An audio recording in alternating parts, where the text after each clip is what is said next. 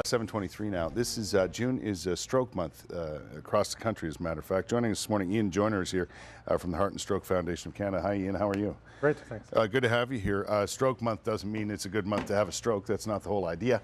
We're talking about awareness, information to people, right? Yeah, that's exactly right. Over the course of the year, we should all be aware of sort of what the warning signs for stroke are, how we can prevent stroke. So we just take June as a month at the Heart and Stroke Foundation to focus kind of on push it. Yeah. more of a public awareness campaign. You've had a television campaign. There's some excellent ads that run from time to time, and for a while there, they were going hard and strong about the signs of stroke. You really wanted to push that, eh? Yeah, for sure. We've had great partnership with a lot of media companies and different commercials over the years.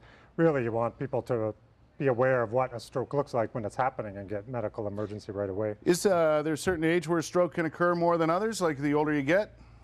It happens at any age, that's the message we have, but really it's mostly over 65. Most people having stroke are over the age of 65, but really you want to pay attention to signs at any time. You can see people in their youth have strokes as well, children, adults, or adolescents. There are different kinds too, right? Exactly. There's different kinds of stroke. Mainly it's either there's a clot in the blood vessels in the brain, so it stops blood going to the brain, or there's a tear or a bleed in the brain, so there's too much blood actually leaking outside the vessels.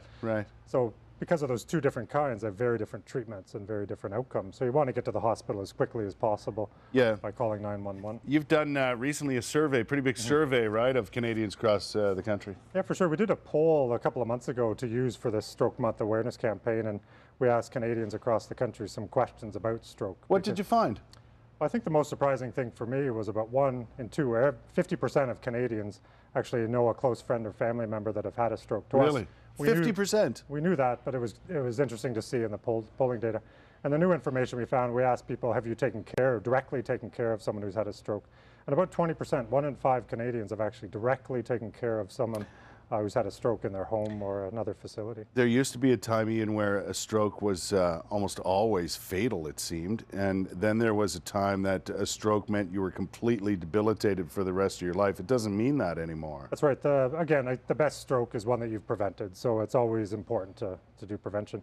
But the medical treatments have changed tremendously, and so with getting to the emergency department as quickly as possible, there are more options in the past 10, 15 years that weren't available before. Your field is rehabilitation, so you've dealt with this sort of thing. People can recover pretty well from a stroke, depending on the severity, depending on a number of factors.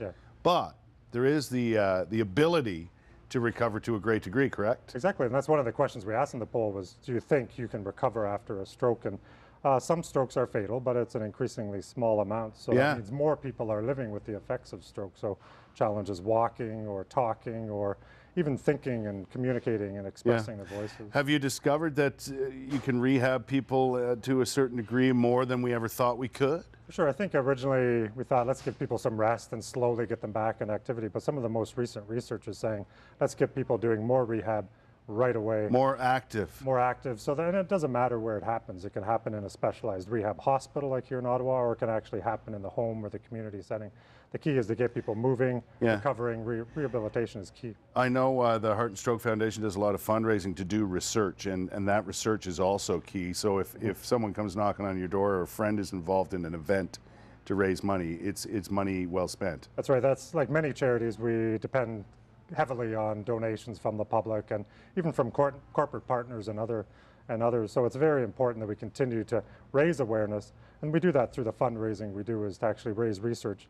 The bulk of our money goes towards research into heart and stroke. Well, we're seeing now the research that pays off, right? We're seeing now that there are treatments that we can give people, and preventative medicine included, that can really help fight this. That's right, and on our website we've done a number of videos or vignettes just telling the stories of the researchers and some of the people that have had strokes and how they've recovered and benefited from some of the research.